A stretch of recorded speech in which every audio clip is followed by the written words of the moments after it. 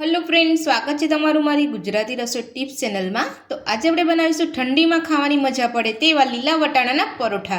તો પરોઠા બનાવવાનું શરૂ કરીએ। આપણે અહીંયા 250 ગ્રામ જેટલા લીલા ફ્રેશ વટાણા લીધા છે। તો પરોઠા બનાવવા માટે સૌથી પહેલા આપણે અહીંયા ગેસ ઉપર એક પેન રાખ્યું છે। પેનને આપણે અહીંયા ગરમ થવા દઈશું। એની અંદર આપણે અહીંયા મોટી 2 ચમચી જેટલું તેલ ઉમેરીશું। તેલને આપણે અહીંયા ગરમ થવા દઈશું। તેલ આપણું અહીંયા ગરમ થઈ ગયું છે તો 1 ચમચી આપણે અહીંયા જીરું ઉમેરીશું। આપણે અહીંયા જીરુંને સરસ આપણે અહીંયા સાતળી લઈશું। તો જીરું આપણું અહીંયા સરસ રીતે સતળાઈ ગયું છે। તો હવે આપણે અહીંયા 2 લીલા મરચાં લીધા છે, 1 ઇંચ આદુના ટુકડાને આપણે અહીંયા કટ કરીને લીધો છે અને 10 થી 15 નગ આપણે અહીંયા લસણની કળી લીધી છે। જો તમે અહીંયા લસણ ના ખાતા હોય તો તમે લસણને સ્કીપ કરી શકો છો। થોડું આપણે અહીંયા સાતળી લઈશું।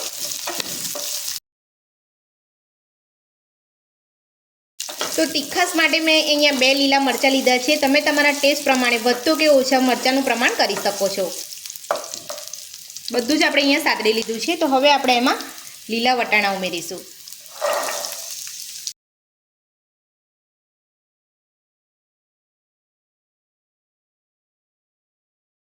લીલા વટાણાને પણ આપણે અહીંયા હલકા કૂક કરી લઈશું। તમે જોઈ શકો છો અહીંયા ધીરે ધીરે વટાણાનો કલર બદલાવા લાગ્યો છે। તો વટાણાને કૂક થતાં વધારે સમય નથી લાગતો, એટલે આપણે આ રીતે અહીંયા તેલમાં કૂક કરીશું તો સરસ રીતે આપણા વટાણા કૂક થઈ જશે। તો 5 થી 7 મિનિટ સુધી આ રીતે વટાણાને આપણે અહીંયા તેલમાં સાતળી લેવાના છે। તો વટાણા આપણે અહીંયા કૂક થઈ ગયા છે। તો હવે આપણે વટાણાને ચેક કરી લઈશું। તો તમારે વટાણા કઈ રીતે કૂક થયા છે એ ચેક કરવાનું છે। તો તમારે અહીંયા આ રીતે એક ચમચામાં લઈ અને થોડા ઠંડા થવા દેવાના છે। ત્યારબાદ આપણે અહીંયા વટાણાને ચેક કરી લઈશું। તો હવે આપણે વટાણાને ચેક કરી લઈશું।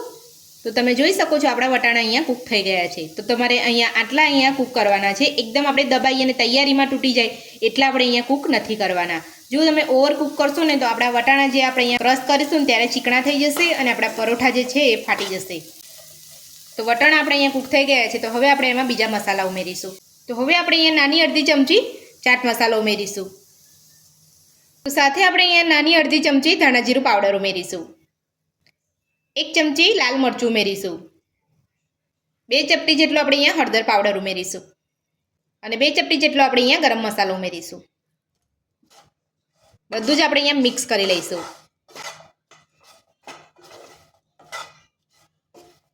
બધું જ આપણે મિક્સ કરી લીધું છે। તો હવે આપણે અહીંયા ઝીણા સમારેલા ધાણા ઉમેરીશું। બધું જ આપણે અહીંયા મિક્સ કરી લઈશું અને ગેસ આપણે અહીંયા બંધ કરી દઈશું।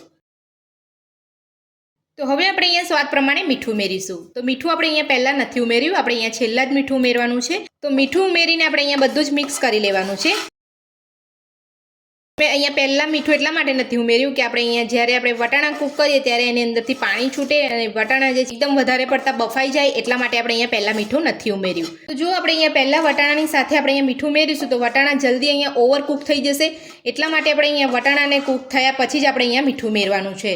તો હવે આપણે અહીંયા બધું જ મિક્સ કરી લીધું છે। તો હવે આપણે અહીંયા વટાણાને ઠંડા થવા દઈશું। તો વટાણા આપણે અહીંયા ઠંડા થાય છે ત્યાં સુધી આપણે પરોઠાનો લોટ બાંધી લઈશું।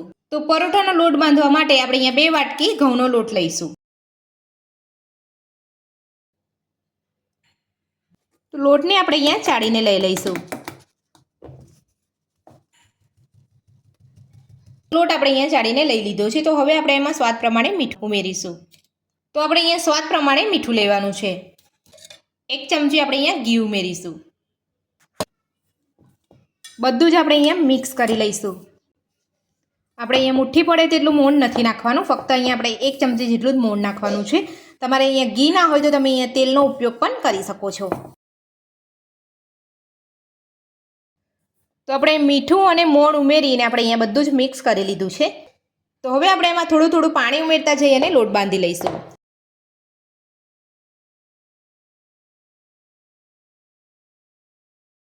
લોટ આપણે અહીંયા બહુ વધારે પડતો કડક નથી રાખવાનો, લોટ આપણે અહીંયા ઢીલો જ રાખવાનો છે થોડો, એટલે આપણે અહીંયા આસાનીથી આપણે અહીંયા પરોઠાને વણી શકીએ। જો તમે અહીંયા થોડો કઠણ લોટ બાંધી દેશો તો તમારા પરોઠા ફાટી જશે અને તમે અહીંયા વણવામાં તમને અહીંયા બરાબર વણાય પણ નહીં। તો લોટ આપણે અહીંયા બાંધી લીધું છે। તમે જોઈ શકો છો આ રીતનો આપણે અહીંયા થોડો ઢીલો લોટ બાંધવાનો છે। તો હવે આપણે લોટને ઢાંકી દઈશું અને આપણે વટાણાને ચેક કરી લઈશું। તો વટાણા આપણે અહીંયા ઠંડા પડી ગયા છે। તો હવે આપણે મિક્સર જારમાં લઈ અને વટાણાને પીસી લઈશું। તો વટાણાને આપણે અહીંયા મિક્સર જારમાં લઈ લીધા છે, તો હવે આપણે એને પીસી લઈશું. વટાણાને આપણે અહીંયા મિક્સર જારમાં ક્રશ કરી લીધા છે, તો તમારે અહીંયા આખા વટાણા ના રહે એ રીતે તમારે અહીંયા ક્રશ કરી લેવાના છે. તો હવે આપણે એક બાઉલમાં કાઢી લઈશું. તો ક્રશ કરેલા વટાણા આપણે અહીંયા એક બાઉલમાં કાઢી લીધા છે. તો હવે આપણે મસાલામાંથી નાના નાના બોલ વાળી લઈશું.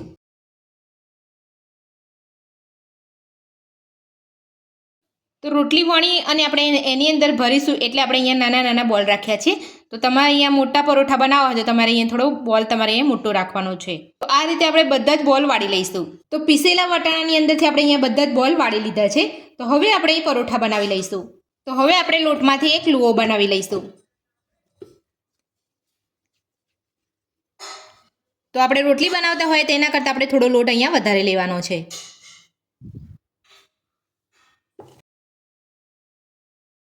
તો હવે આપણે અહીંયા પાટલા ઉપર લોટ રાખી અને આપણે અહીંયા એક નાની રોટલી વણી લઈશું.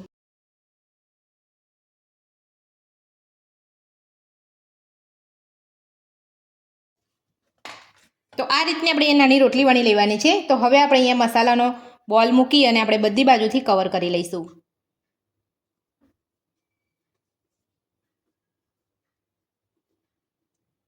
થોડો ઉપરથી વધારાનો લોટ આપણે અહીંયા કાઢી લઈશું.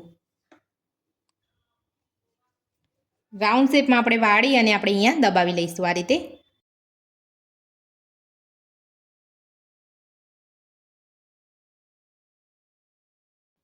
તો આ રીતે આપણે અહીંયા હળવા હાથે આપણે અહીંયા દબાવીશું તો બધો જ મસાલો પરોઠામાં બધી બાજુ અહીંયા ફેલાઈ જાય. તો આપણે અહીંયા થોડો કોરો લોટ લીધો છે. કોરો લોટની અંદર આ રીતે આપણે અહીંયા લોટને લુવા ઉપર લગાવી લઈશું અને આપણે અહીંયા હળવા હાથે આપણે અહીંયા પરોઠાને વણી લઈશું.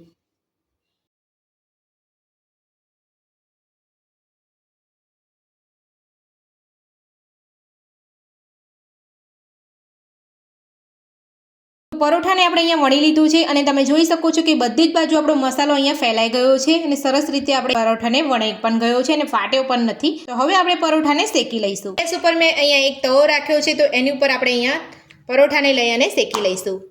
તો જ્યારે પણ આપણે અહીંયા પરોઠા શેકીએ ત્યારે આપણે અહીંયા ધ્યાન રાખવાનું છે કે આપણે મીડિયમ ટુ સ્લો ગેસ ઉપર જ પરોઠાને શેકવાનું છે. અને હવે આપણે બધી બાજુ અહીંયા ઘી લગાવી લઈશું. તમે ઘીની જગ્યા પર અહીંયા તમે તેલનો યા તો બટરનો ઉપયોગ પણ કરી શકો છો. તો હવે આપણે બીજી બાજુ પલટાવી લઈશું.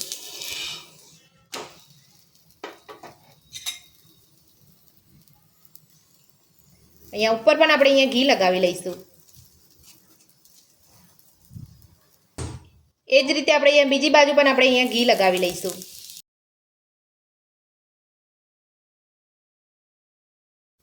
તો તમે જોઈ શકો છો એકદમ સરસ આપણો પરોઠો અહીંયા ફૂલે છે. તો હવે આપણે બીજી બાજુ પલટાવી લઈશું. તો બંને સાઈડ આ રીતે આપણે અહીંયા ઘી લગાવી લઈશું.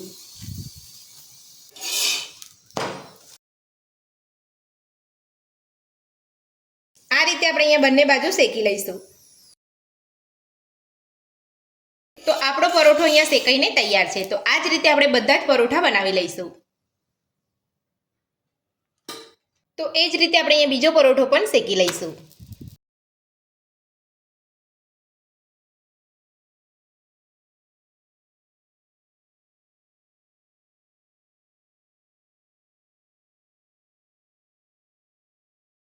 તો બધા જ લીલા વટાણાના પરોઠા બનીને આપણા અહીંયા તૈયાર છે. તો હવે હું તમને અહીંયા એક પરોઠો લઈ અને કટ કરીને બતાવું છું.